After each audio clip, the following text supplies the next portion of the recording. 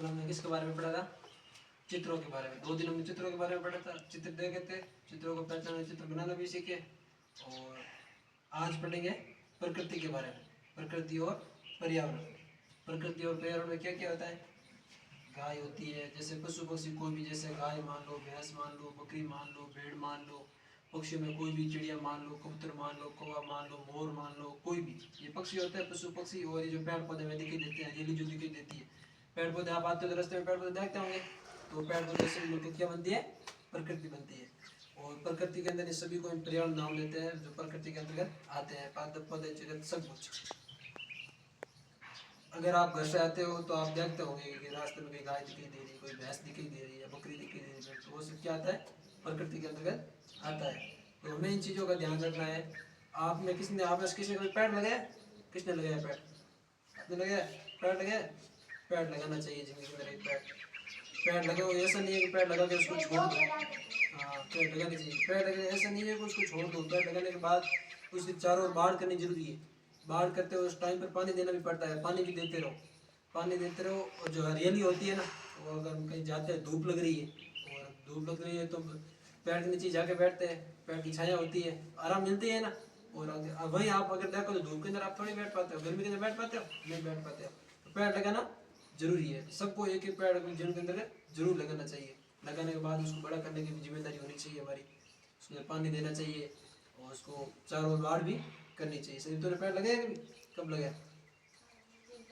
झूठ बोल, लगाया तब दिखता नहीं रहा, कहाँ है पेड़? नहीं लगाया। लगाने लगाया तो उसके बाढ़ भी करनी चाहिए, बाढ़ के तो उसको पानी भी देना चाहिए। आप घर से आते हो, स्कूल तक आते हो, मैडम भी आपको सिखाते हैं प्रकृति के बारे में, ये किताबें भी आपको प्रकृति के बारे में सिखाती है। और मैं आपको किताब के अंदर कुछ चित्र भी दिखाता हूँ प्रकृति से संबंधित, और किस प्रकार हमें मिलकर सभी को मिलकर पेड़ पौधे लगाने चाहिए और प्रकृति को बचानी चाहिए।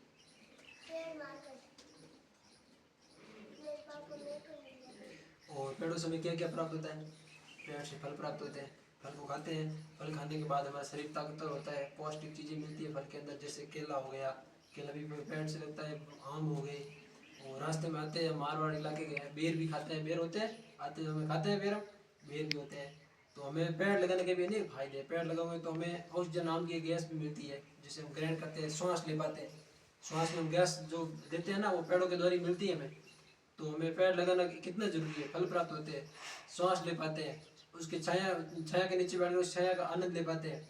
और बात रही प्रकृति के अंदर पशु और पक्षियों की, पशुओं को अगर हम मानो गाय को पालते हैं, तो गाय हमारी माता है, आपको सबको पता है ऐसे, गाय हमारी माता है। तो गाय से हमें क्या प्राप्त होता है? दूध प्राप्त होता है। उस दूध को ही हम ग्रहण करते हैं, पीते हैं, पीते तो हमारे अंदर ताकत आती है। दूध पीनी चाहिए, दूध हमेशा पीना चाहिए गाय का। सुबह उठते ही हमेशा, चाय कभी नहीं पीनी चाहिए, सुबह उठते ही क्या पीना चाहिए? हाँ, दूध पीना चाहिए डेली गाय का। और गाय से दूध पीते हैं, हाँ हमेशा पीना चाहिए गाय का दूध। बकरी पालते हैं, बकरी से भी दूध प्राप्त होता है। और ऊँटनी को भी पालते हैं, ऊँटनी से भी दूध प्राप्त होता कि नहीं होता है? जो, हाँ उसका दूध पीना चाहिए, बहुत ताकतवर होता है। तो हमेशा ध्यान रखना है कि हमें एक पौधा अवश्य लगाना है। अभी गर्मी के दिन है, ये जैसे पशु पक्षी घूम रहे हैं, पशु को भी पानी देना चाहिए। पक्षी घूम रहे हैं, पक्षी के लिए कहीं भी कुछ भी चीज़ें रखनी चाहिए, तबेले के अंदर आप पानी रख सकते हो। और कोई भी ऐसी प्लास्टिक की चीज़ जिसके अंदर पानी डाल कर रख सकते हो, ताकि देखो ऐसे कबूतर घूम रहे हैं, कबूतर चिड़िया वगैरह गर्मी के अंदर पानी पीने आते हैं, अगर ये पानी नहीं पिएंगे तो ये मर जाएंगे बेचारे। इसलिए हमेशा इनको पानी देना चाहिए। और पशु पक्षी जो भी आए, कोई भी हो, चाहे पक्षी हो, पक्षी ना पशु भी हो, पशुओं को भी पानी पिलाना चाहिए। गाय भैंस, अगर हम हमारे ऊपर हमें प्यास लगती है, अगर पानी नहीं मिलता है कितनी तकलीफ होती कि नहीं होती है? हम सही तरीके से बोल भी नहीं पाते, किसी से बातचीत भी नहीं कर पाते, चर्चा नहीं कर पाते। इसलिए हमें हमेशा खुद के ऊपर भी ये चीज़ ध्यान रखना चाहिए। अगर हमें पानी के बिना हमारी हालत खराब हो सकती है, हमें पानी के बिना हमारा शरीर थोड़ी चल सकता है, नहीं चल सकता है पानी के बिना हमें। तो पशु पक्षी का शरीर पानी के बिना कैसे चल पाएगा? नहीं चल पाएगा। तो हमारी जिम्मेदारी बनती है कि हम उन पशु पक्षियों को पानी दे, पानी हमेशा देना चाहिए। ऐसा नहीं है कि 2 दिन के बाद में भूल जाएगा। ये अभी आप अगर हमेशा से अगर पानी देते रहोगे ना, तो ये पशु पक्षी और प्रकृति, ये हरियाली हमारे चारों ओर बनी रहेगी। अगर हम पौधों को पानी नहीं देंगे, पक्षियों को पानी नहीं देंगे, पशुओं को पानी नहीं देंगे, तो वो जीवित थोड़ी रहेंगे। और अगर वही जीवित नहीं रहे तो हम कहाँ, क्या पिएंगे, क्या खाएंगे? जीवित रह पाएंगे? प्रकृति के बिना हमारा भी जीवन कोई मोल नहीं रखता है। इसलिए प्रकृति में अंदर के पेड़ पौधे, जीव जंतु, वो सभी आवश्यक है। और वो तभी जीवित रह सकते हैं जब हम चाहें। इसलिए हमें पानी भी देना चाहिए, उनको खाना भी खिलाना चाहिए जहाँ तक हो सके। इस चीज़ का हमें ध्यान रखना, ठीक है। अब की बार आगे मतलब 4-5 महीने बाद में आ गया बरसात का मौसम। क्या रहा है? बरसात का मौसम। बरसात के मौसम में हम सभी को एक एक पौधा लगाना है, ठीक है। हम सभी साथ में मिलकर बरसात के मौसम में आपके साथ मैं भी आ जाऊंगा, हम सबको मिलकर एक एक पौधा लगाना है, ठीक है। ये देखो बाहर कितना अच्छा उद्यान बना रखा है, पौधा कितना खूबसूरत दिखता है, और इतनी किधर गाय वगैरह, कितनी गाय वगैरह बैठती है, कितना अच्छा लगता है देखते हैं। और वो गाय भी इधर आती है तो खाने पीने के लिए भी अच्छी व्यवस्था है ना। तो किसके कारण है? वो पेड़ पौधों के कारण है, प्रकृति के कारण है।